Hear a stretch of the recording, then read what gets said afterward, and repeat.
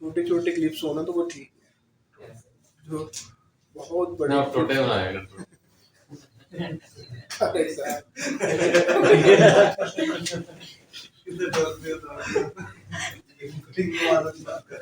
अरे साहब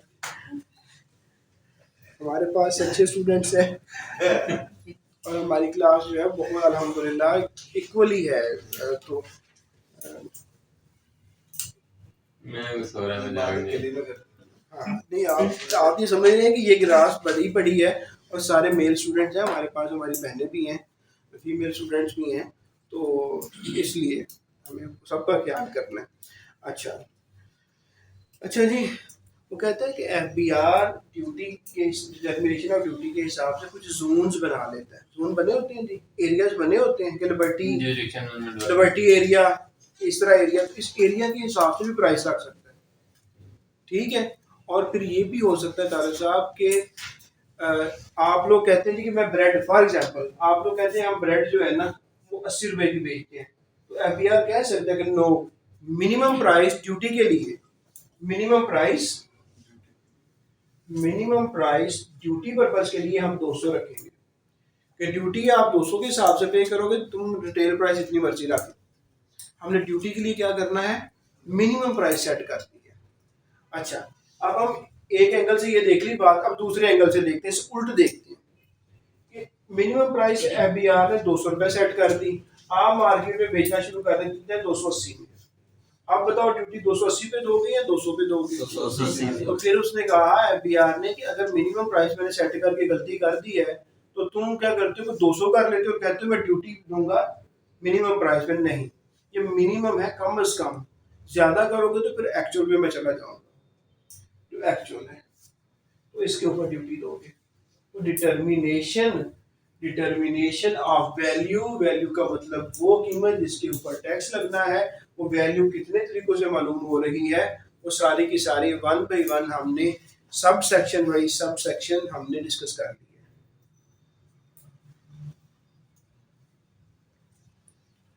है। ले जी, ये सेक्शन फिर इम्पोर्टेंट है टाइटल के हिसाब से। अगला सेक्शन जो आ रहा है वो क्या कह रहे हैं, रजिस्ट्रेशन। देखो ना, हो गया वो इसी तरह पूछेगा कि रजिस्ट्रेशन को कौन सा सेक्शन डील करता है, सेक्शन 13, 14, 15, 16, इस तरह की वो क्वेश्चन देगा छोटे, ठीक है। वो बड़ी सी इबारत लिख के बाद में नहीं कहेगा कि इस सेक्शन को कौन, वो छोटा सा देगा साथ में कौन सा सेक्शन लगता है जी इसको, ठीक है। तो सेक्शन कौन सा लग रहा है, यहाँ पे 13, तारिक साहब कह रहे हैं 13.5।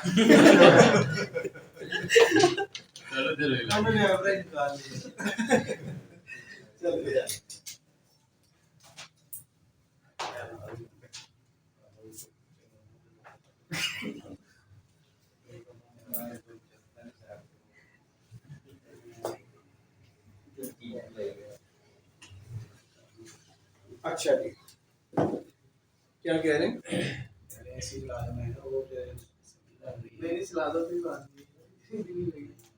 अच्छा रजिस्ट्रेशन, तो रजिस्ट्रेशन का सबको पता है कि किस बंदे पे जरूरी है कि वो रजिस्टर करवाए।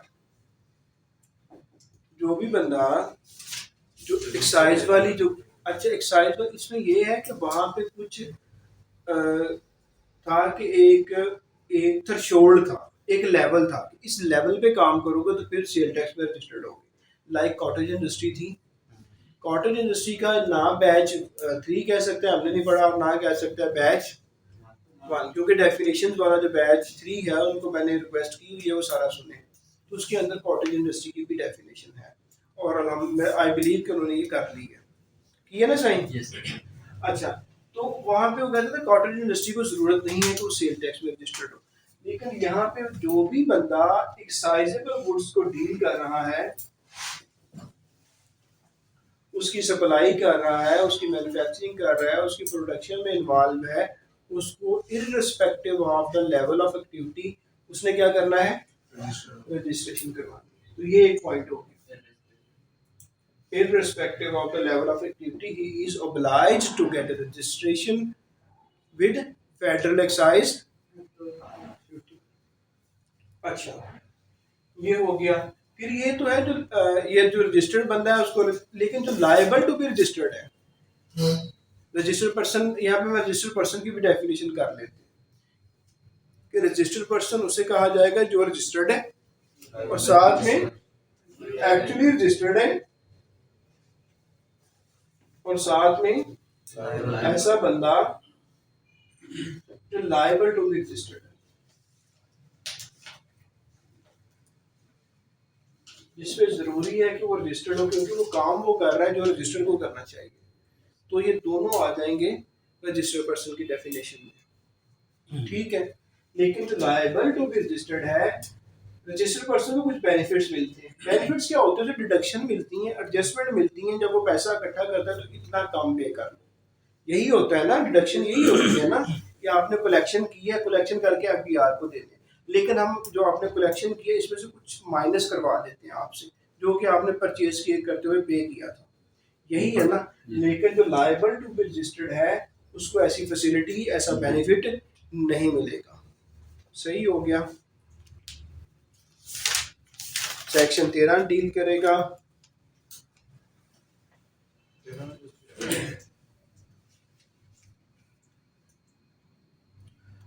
अच्छा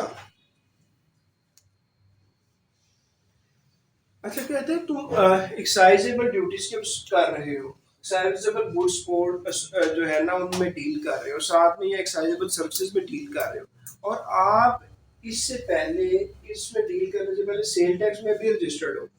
इंपॉर्टेंट पॉइंट है कि सेल टैक्स में भी रजिस्टर्ड हो और साथ में एक्साइजेबल गुड्स के साथ भी डील करना शुरू करते, तो क्या आप नई रजिस्ट्रेशन करवाओगे?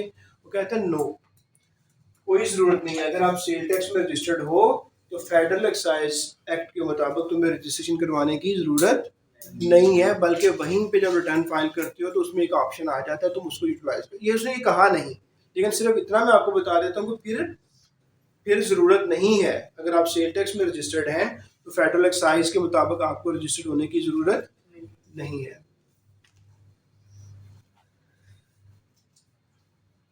डिडक्शन मिलती है, सारा कुछ होगा।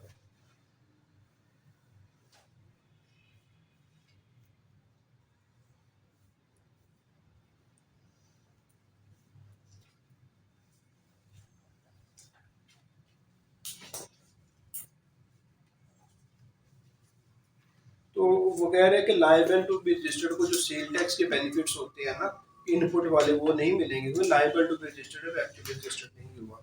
तो that was all about section 13। अब हम चलते हैं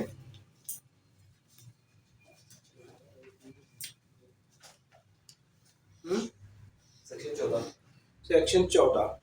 बताएं जी, पूरा बोले सेक्शन 14 को, ताकि हम उसको भी एक्सप्लेन कर। रिकवरी ऑफ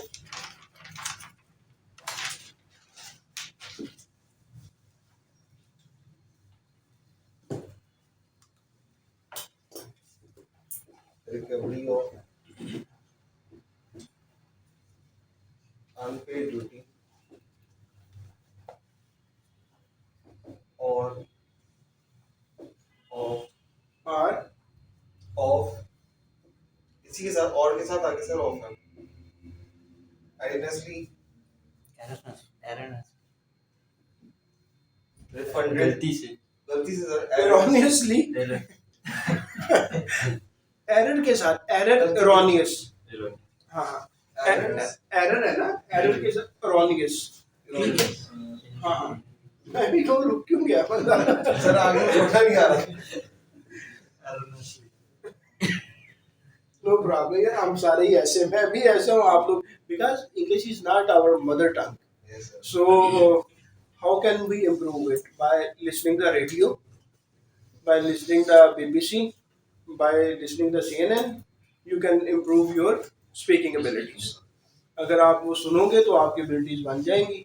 तो आप लोग जब अल्लाह करे इंशाल्लाह पेपर पास हो जाए तो आप इस तरह कर लेना कि आप रोज़ाना, हर एक के पास अभी एंड्रॉयड मोबाइल तो है, तो एंड्रॉयड के अंदर BBC रेडियो कर देना इंस्टॉल, मेरे मोबाइल में भी है, ठीक है। तो आप वैसे भी तो हम खबरें सुनते हैं ना, यकीन माने मेरे पास भी टाइम नहीं होता, जब मैं शेव कर रहा होता हूँ तो साथ में BBC रेडियो लगा के हैंग कर लेता हूँ मोबाइल को, चलो यार जितनी देर शेव शुरू हो रही है रेडियो सुनते रहते हैं। तो इस तरह आप लोग भी इम्प्रूव करेंगे। देखिए ना, एक थर्स्ट होती है, एक चाहत होती है, चाह होती है किसी चीज़ की, तो वो चाह जो है जिसकी बंदा कर लेता है वो फिर अपने आप ही ना उस तरह वो इम्प्रूव होना शुरू हो जाता है। हम लोग भी गाँव से उठे, लोअर मीडियम फैमिली से, ठीक है। लोअर मीडियम फैमिली होते हैं ना, जो काश्तकार होते हैं, जो फार्मर होते हैं, जो जट हैं, वो बहुत कम है जिनके पास बड़ी ज़मीनें हैं, अब थोड़े छोटे छोटे रकबे हैं, उन्हीं पे काश करते हैं, उन्हीं से पे लड़ते हैं कि यार थोड़ा सी बात पे लड़ पड़े आपस में, क्योंकि उनके पास रिसोर्सेज बड़े कम होते हैं ना, तो आपस में रिसोर्सेज की वजह से लड़ाई होती है। अगर आपके पास सेक्रीफाइस करने के लिए कुछ होगा ना तो फिर लड़ाई नहीं होती। लाइक अगर किसी ने थोड़ा सा पानी का टाइम ज़्यादा लगा लिया, तो हम कहें कोई नहीं यार, खैर है, छोटा भाई है, होते हम लोग सारे आपस में ही हैं, तो कोई नहीं यार, खैर है, मैं ट्यूबवेल चला दूंगा, 1000 रुपया लग जाएगा एक्स्ट्रा, नो प्रॉब्लम, मुझे फ़र्क नहीं पड़ता, लड़ाई कहाँ होनी। अभी 1000 का उसमें भी बड़ा इम्पैक्ट है, इसमें भी बड़ा इम्पैक्ट है, दोनों ने लड़ना ही है फिर, क्योंकि उनके पास है ही वो, ठीक है। तो हम लोग उधर से निकले थे, अब निकल के यहाँ पहुँचे और यहाँ आके थोड़ी सी अल्लाह ताला ने इस तरह मेहनत पे लगा दिया, और फिर स्टेप बाय स्टेप आगे आते गए और अल्हम्दुलिल्लाह आप एक रीज़नेबल जगह पे पहुँच गए कि बहुत नहीं, लेकिन शुक्र है अल्लाह की ज़ात का कि अप टू सम एक्सटेंट ठीक हो गया काम। तो ये यही वो चीज़ें जो आप लोगों को भी करनी चाहिए, ठीक है। कि रेडियो हम वैसे तो टाइम ज़ाया करते हैं ना, ये टॉक शो और ये वो, तो इनमें से कुछ निकलता है? कुछ भी नहीं निकलता। लेकिन अगर आप यही, जब आप इंस्पेक्टर बन के जाएंगे और 2-4 दिन आपने इसी के सामने इंग्लिश में बात कर ली ना, तो वो आपको हाईली कैटेगराइज करेगा कि यार दिस इंस्पेक्टर इज ब्रिलियंट। और ये रियलिटी है sir, to be very honest, जो CSS ऑफिसर है ना, उनकी लिखने की एबिलिटी बड़ी है, लिखने की एबिलिटी बड़ी है, स्पीकिंग की नहीं है। ये रियलिटी है कि if you will start talking with them in English, after a certain period of time they will have no word to speak with you, they are short of words, but when they come to write they are good in writing, ठीक है। लेकिन when they come to speaking they are not good speakers mostly. एक कुछ होते हैं, लेकिन मैं mostly की बात कर रहा हूँ कि जब उनसे इंग्लिश में क्योंकि लगातार मेरे साथ बात करो तो वो नहीं कर पाते थे। तो जब आप इंस्पेक्टर बन के जाएंगे और अगर आप कंटिन्यूटी के साथ फ्लुएंटली आप उनसे बात करेंगे तो वो आपको एक बिला समझेंगे, तो वो समझेंगे अवॉइड भी करना शुरू हाँ? कर दें, थोड़ा सा अवॉइड भी करना शुरू कर दें। अवॉइड भी करा, आपको कहेंगे उनको रहने दें वो तो उसका भी आपको बेनिफिट होगा, ठीक है। आपकी जान छुट्टी रहेगी, आप मौजें भी करेंगे, काम भी करेंगे, सही है। तो ये साथ में टेक्निक्स है, ये मैंने एक मैसेज देने की कोशिश की है आपको कि और टाइम नहीं मिलता तो वॉशरूम वाला टाइम यूटिलाइज कर रहा हूँ, वो शेव शूव जो कर रहे हो आप, ब्रश कर रहे हो, साथ में कर लो ऑन 5 मिनट्स ले लो। वाकई टाइम, जब लिटरली स्पीकिंग आपके ऊपर जब फैमिली की रिस्पॉन्सिबिलिटीज आएंगी आप पे, you don't know you are young, when you will be having the kids and married life and official life, you will be short of time. So then you will start thinking, yeah, while going back to home, I will buy this thing for my daughter, for my son, and when I will reach at the home, further demand will start. अभी मुझे क्या आया हुआ message कि आते हुए 2 flower लेके आने, 2 फूल लेके आने हैं जी, कि वो लेके आने। बेटी कह रही है कि वो मैंने एक चीज़ बनानी है उसको, मैं जाते हुए वो भी लेके जाऊँगा। बेटे का आ जाएगा, पिक्चर लेके आनी है, तो फिर आपने रेडियो कहाँ से सुनने हैं तो फिर आपने शेयर करते हुए सुनने। हाँ, तो ये मैंने स्टार्ट करें, और जिसने भी इंटरव्यू में जाना है वो ये याद रखे कि इंशाल्लाह आप जाना या नहीं जाना, जैसे ही पेपर हो जाए उसके बाद इंग्लिश को स्टार्ट कर लिसनिंग, डेली लिसनिंग 30 मिनट्स, और वाचिंग नहीं, लिसनिंग ना रेडियो, कानों में वो लगाएं हेडफोन्स, ठीक है, और वो आप ना 30 मिनट सुन लें। देखेंगे कि आपके ऑफिस वाले सोचेंगे कि यार इसे हो क्या गया है, इससे बात करते हैं तो आगे से 2-4 इंग्लिश के वर्ड ऐसे ही बोल जाते हैं, हालांकि वो बोलने वाले नहीं होते, फिर आपको वो कहेंगे यार तुम फार्मल बहुत हो जाते हो, रियलिटी है, वो कहेंगे तुम फार्मल हो जाते हो। तो वो फार्मल क्यों कहेंगे? क्योंकि आप कुछ सुनते हैं, आप ऑटोमेटिकली बोलना शुरू कर देते हैं। जो आप सुनते हैं ना 30 मिनट सुनेंगे ना, तो सुबह आके आप उसी तरह जब किसी के साथ बैठेंगे आप बोलेंगे। जब आप बोलेंगे तो फिर आपको दूसरों से समझा जाएगा कि यार ये पढ़ा लिखा है, ये पढ़ा लिखा बंदा है यार। और इंग्लिश का आपको पता है पाकिस्तान में वैसे बड़ा क्रेज है। अच्छा, अब हम बात कर रहे थे सेक्शन 14 सर। हाँ, रिकवरी ऑफ अनपेड ड्यूटी और erroneously रिफंडेड ड्यूटी और एरियर्स, ठीक है, ऑफ ड्यूटी। तो ये बात किसके बारे में हो रही है कि आप पे ड्यूटी बनती थी, ठीक है, आपने वो पे नहीं की। आप पे ड्यूटी बनती थी, आपने पे नहीं की, या आप erroneously एरर के साथ रिफंड आप रिफंड करवा गए, और या क्या हो गया, एरियर्स ऑफ और आप पे एरियर्स, वो बात हुई थी ना, एरियर्स वाली बात हुई थी कि बिल आता है तो एक महीने आप पे नहीं करते तो अगले महीने क्या बन जाता है, वो एरियर बन जाता है बिल में। इस महीने का करंट बिल और पिछले का एरियर। तो ये वो कुछ कह रहा है कि इसकी रिकवरी हम कैसे करेंगे, कैसे लेंगे आपसे जी, कैसे लेंगे? आपको डेफिनेटली नोटिस भेजेंगे ना, सही है। तो आपको नोटिस दिया जाएगा, शोकाज नोटिस किया जाएगा।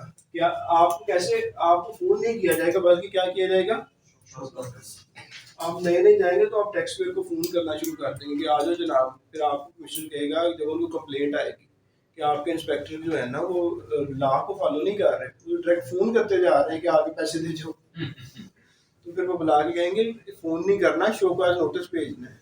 आप नोटिस लेके बुलाएं, ना कि फोन कर करके लोगों को बुलाएं। मना करते हैं ना जी फोन करने से। ये जैदी साहब भी उधर ही हैं बिहार में, तारिक साहब भी हैं, किधर गया वो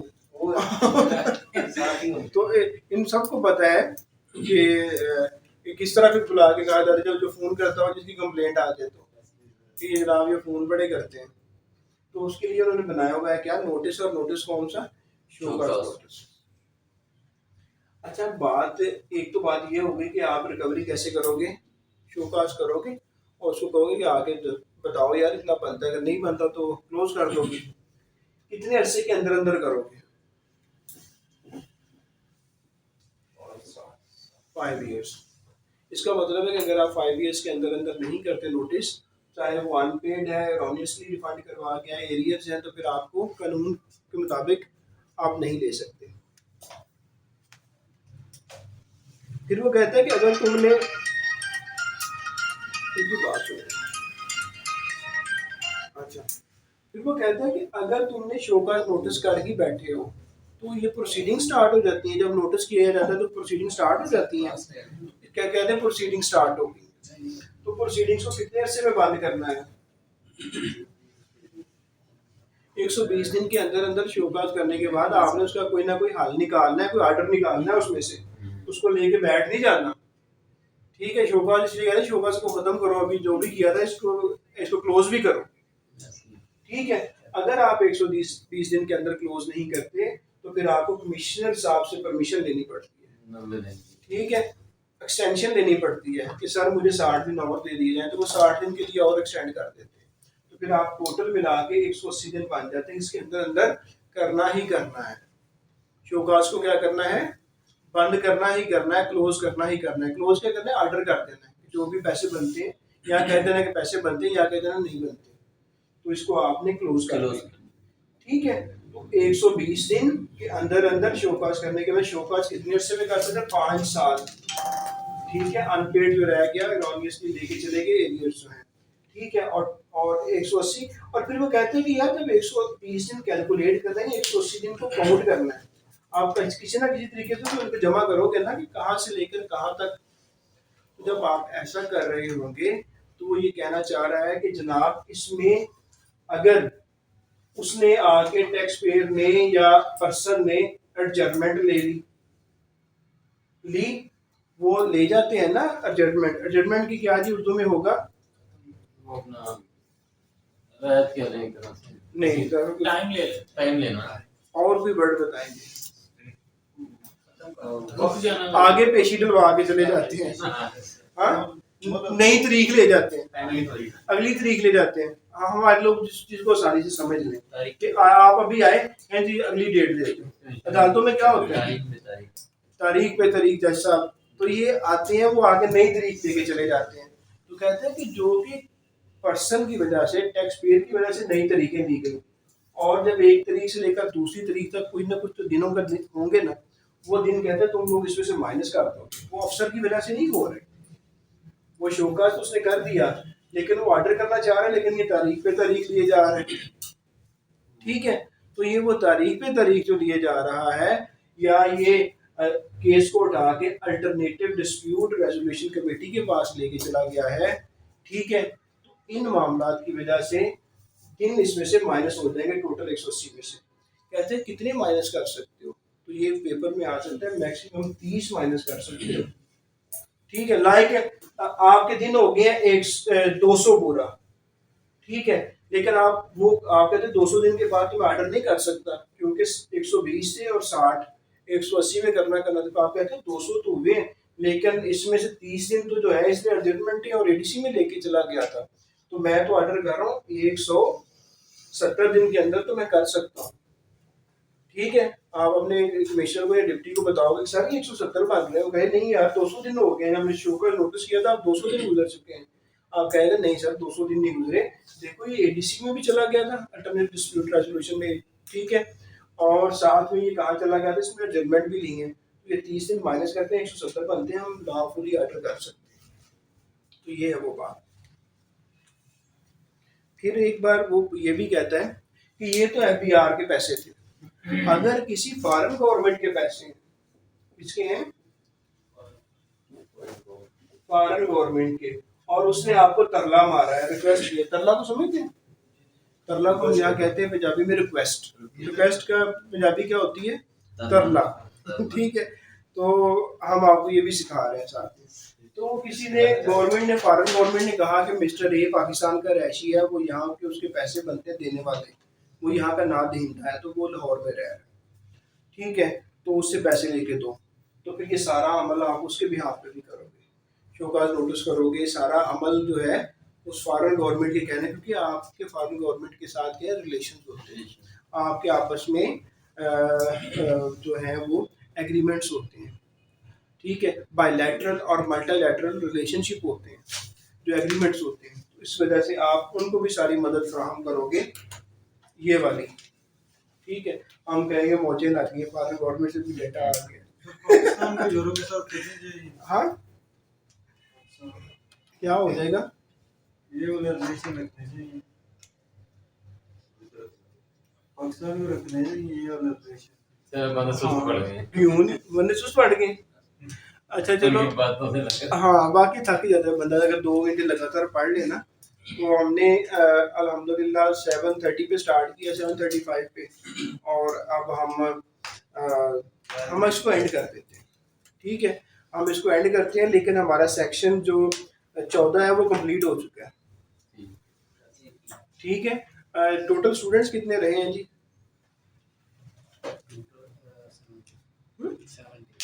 ये आज ठीक है, हाँ तो ये इतने कम समय से बाहर है यार। चलें, एनी हो भी अभी सुबह मुतंग मुझे करेंगे कि साथ ही आज का लेक्चर जो है ना वो फौरन भेजे करें। ये ना सोच रहे होंगे पता नहीं आज क्यों नहीं नहीं क्लास, ये भी हो सकता है। हाँ चलिए, thank you very much for patience listening. इंशाल्लाह we are going to meet tomorrow by the grace of almighty. So see you tomorrow at about 7:30। मैं मैसेज आपको 2 बजे के करीब कर दूंगा। ठीक है जी, सी यू टुमारो। चलिए जी, आ जाए जी, जो बड़े लोग हैं इसको पैकिंग के लिए रिकॉर्डिंग शेयर कर दीजिएगा, इसको भी पानी कर सकते हैं।